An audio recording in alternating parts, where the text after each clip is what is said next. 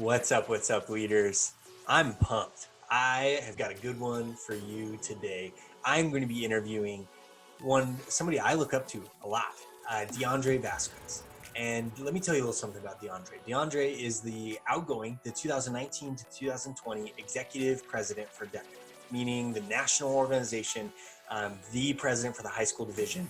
And he has done a phenomenal job. And he's just an incredible leader. I've learned so much from him just through his example and just seeing him at events and being able to connect with him on Instagram and that kind of thing.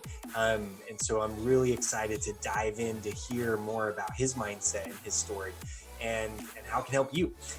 But let me tell you a little bit more about D'Andre. D'Andre, he in high school, he almost did it all. So he was super involved with the CTSO, with DECA, but also in athletics. Phenomenal wrestler and did a lot there. But hey, he didn't stop there. From his local chapter at DECA, from his wrestling team in high school, but also being involved in boys state and at the state level for Washington State, for Washington DECA. He was a state officer there as well. And then went on for his national level position with DECA.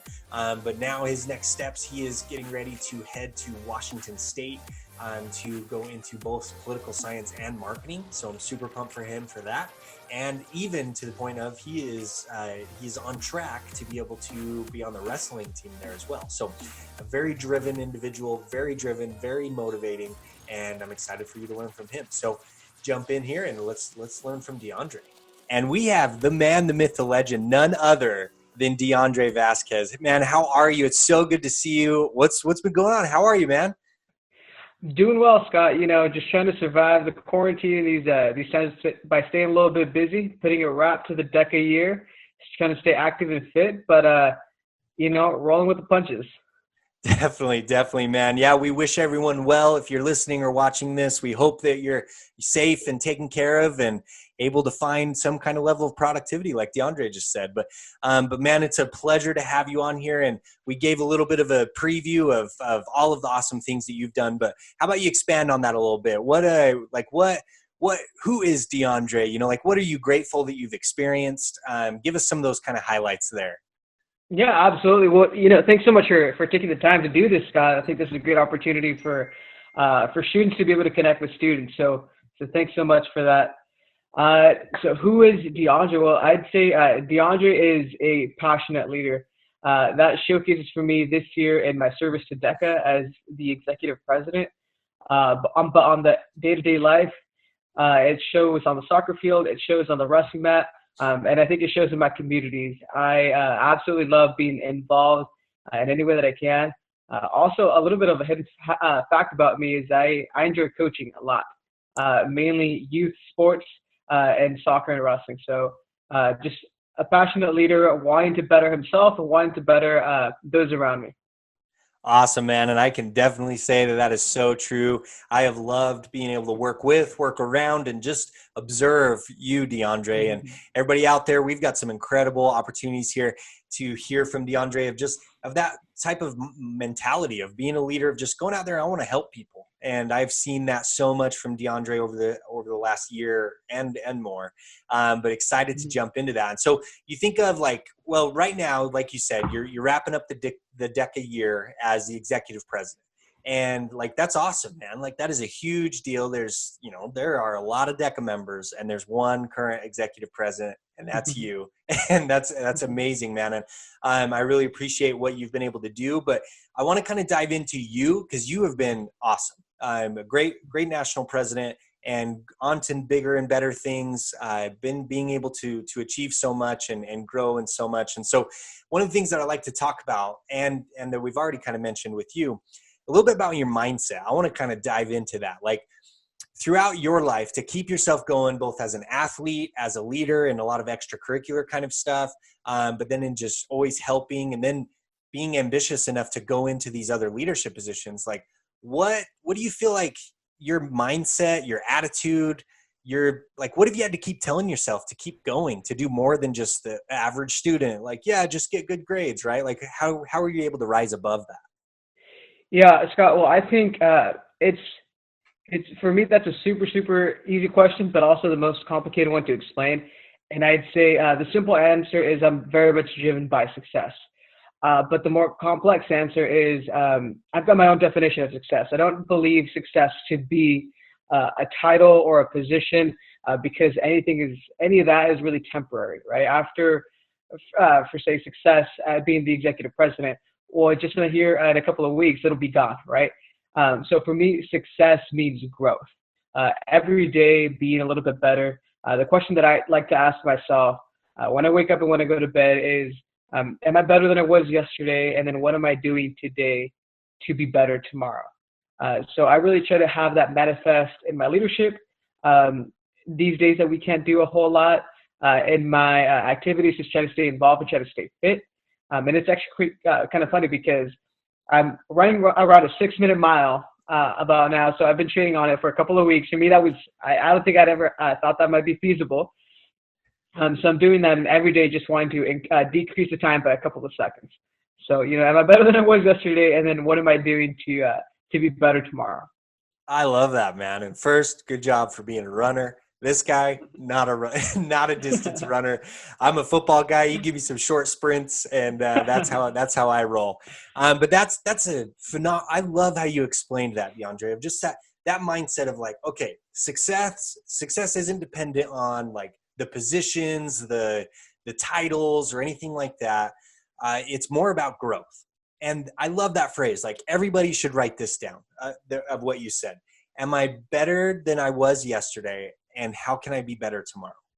Like that's it. That's it. Like that daily growth, that mindset to focus on that and repeat that over and over again. Put it on a sticky note next to your light switch, right? Like something like that. So you can see it often to be able to remind yourself of like, I'm just trying to be better. And am I better than I was? And how can I be better tomorrow? And so just like using that example for your mile, right? Of like, okay, cool. Like, hey, I was a second faster. And like, sure, it's only one, but it's progress, right? 1 second is more than 0 seconds. And so here we go. And man, that's awesome. I love that mindset. I think there's so much of us that can learn from that to help us all be able to just keep going. And so when it comes to that mindset, well, it's cool to feel motivated, right? It's good to be able to feel that motivation, but now we got to translate that motivation into action. And I like how you said success with growth, but this daily mindset mean there's some repetition there. So let's talk like habits. Like what did you have to do regularly to be able to get where you are, or just like the advice that you have for other students, other leaders trying to be better? What kind of habits do they have to be able to help them be more successful? Yeah, I'd say the number one thing that I think has helped me come up with that for myself and have that mentality has been exposure to growth and success opportunities. And what do I mean by that? I mean pushing past adversity, stepping out of your comfort zone, getting comfortable with the uncomfortable. Throughout my high school career, I think is when I discovered this the most. In a couple of positions, running for a couple of positions that I didn't think I might get, but still giving it my all. In sports, going that extra distance when I maybe thought it wasn't feasible, and then ending up learning a couple things at the end. But really making sure that you push past you nix your limits, right? In that sense, you push past what you think you're capable. And the only way that you're able to do that is to expose yourself to learning opportunities and sticking with it. I think it's really, really easy for people to shy away from what they don't know or what isn't comfortable for them. However, I discovered that often you are the only thing setting yourself setting yourself aside from being successful, right? Sometimes you're your own limitation, whether it's for fear of failure or for fear of competency, but often we are what gets in each other's way. So for me, I think habits is putting myself in positions and in places where I know I'm going to be uncomfortable. Example of that was going to wrestling intensive camp, 7-day camp. Had never done anything like that. Truthfully, at the end of the camp, I thought I was going to pass out. I was going to check into a hospital. I don't know what was going to happen, but ended up coming a lot stronger because of it. And I kept thinking, okay, if I can accomplish that, if I can do that, I can do a 20-second sprint. I can run a 600 mile. I can push it just a little bit harder because that is a lot easier than completing a 7-day camp. And if I can complete a 7-day camp, I can do 6 minutes. So knowing that you have accomplished that before, and then just do it every day. It can get a little bit tiring, but that's ultimately what I think sets aside people who are successful in what they set out to do, and how they're able to grow, and those who make a game plan and aren't able to act on it, is actions every day. That's awesome, man. I love that. Like every day try, right? Like every day you try to push. And that's actually one of those, as we're talking like your mindset, like questions that you ask yourself. One of the questions I often ask myself at the end of the day is what was my push today? Like every day I need some kind of push, and that's what I call it. But like one of those moments where it's, what can I do of like, I didn't feel like doing it, right? Like I got to fifth period in school and I'm just kind of like, I'm done with today, and like that could have been my push of like, no, let me go in because I don't want to fall behind in this math class or whatever. But it could have been bigger things of like, man, we got to do one more sprint during practice today. And like, yeah, man, all right, here's my push. Like I'm going to go through it. So every day, I love that as a habit. Like every day, what's your push? What can you do to experience something? So then every year, is there a leadership opportunity that you could try for? Again, like it's more of because you're putting in the effort and wanting to grow to become that leader that you're meant to be, even if you're not on paper qualified and all of that kind of stuff, but try. And that's a great habit, something, an action that we can repeat daily, weekly, monthly, even throughout once a year kind of thing, trying to look for opportunities like that. So that's awesome, man. I really like that. So now when it comes to just taking action, right? Like we think about just, no matter what, just do something, right? Like help yourself. It'll pull you out of ruts, but go and take action. And so often today for students, there's so many things that limit students. And like one of the things you said is like, often, hey, it's you. Like the thing that's limiting you is you. And so we got to be able to nix that as well. But what's your advice for students of like, I don't know what to do. Like, I just feel like I'm just going through my day-to-day life as a student. I don't really know what to do. Like, what's your advice for that? What action can they take? I'd say the best action you can have is at least as a high school student, and maybe as a middle school student, and definitely as a college student, I think you've discovered at least one passion, right? One passion that you see yourself continuing to do, whether that's through those high school and college years, or whether that's into the rest of your life. For me, I think that passion has been fitness.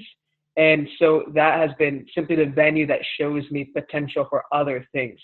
But I think it took me a couple of years to get into it. And it took me just being consistent. I'd say that's the biggest key there, being consistent. There were often days where I didn't know what I was doing. I didn't have people to help me out too much, looking, videos up on YouTube, calling my brother while I was there trying to figure things out. But just setting a goal and making sure that you are taking steps towards that goal every single day, consistently for at least a couple of weeks. After that, it becomes a habit, and after that, I feel like that's the growth the growth and the grind that I feel like I get when I'm working out is often relatable to other things in my life where I feel like, okay, this is simply adversity, right? At the root of working out, at the root of, some of the other things I'm involved in, involves adversity. And what kind of person and what kind of character I show is me doing this extra rep or me going that extra distance. So I'd say consistency is key to those things that you have discovered you love. And maybe you're just, a couple weeks away from really hitting your full potential and learning to love it. That's right, man. That's right. And I love that because you never know. Like, you never know. It's this one more rep that's going to push you over the limit. It's that extra 15 minutes working out that math problem when it's going to click. You just don't know like how close you are. And so many people give up when they could have been right at the doorstep, and all they just needed was one more step, right? And that consistency.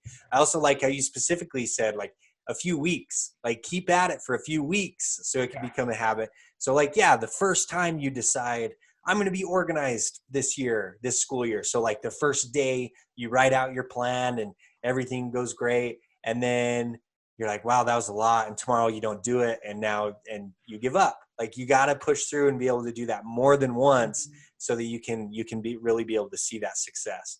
That's awesome, man. I feel like we've got some really good tactics there for everyone. But the last thing that I want you to do is actually help out a fellow student. So a quick review for everyone. I take around these postcards when I go talk about Nix Your Limits, and I encourage students, write what's holding you back. Write that limit down, drop it here with me, and leave it behind forever, right? And now I've got hundreds of these postcards. So D'Andre, I want to read you this limit from a student somewhere. I don't know where these, I haven't been tracking them, but I want to read you this limit, and you're going to give us some advice for this student and anybody else experiencing limits like this. All right, you ready for this? Perfect. Absolutely. Okay, let's do it. So I pulled this one off the door, and here we go. So this one says, I am too content. I need to stay driven. I need to stay hungry. I can't settle for less than what I'm capable of. I love how this student gave themselves some advice there in their own limit, but I'm too content. So what's your advice for somebody saying, I'm feeling too content right now? Yeah, absolutely. I think, kudos to you for acknowledging that. I think it takes a whole lot of character. And for me, that's huge. Realizing that you are not hitting your full potential, right? So kudos to you for being on that first step. My advice to you is, like I said, there's something out there that you want to do. There's something, whether for me it's, working out, but for me it's also recently learning how to play the guitar, right? Absolutely zero clue how to do that. But, just think about it.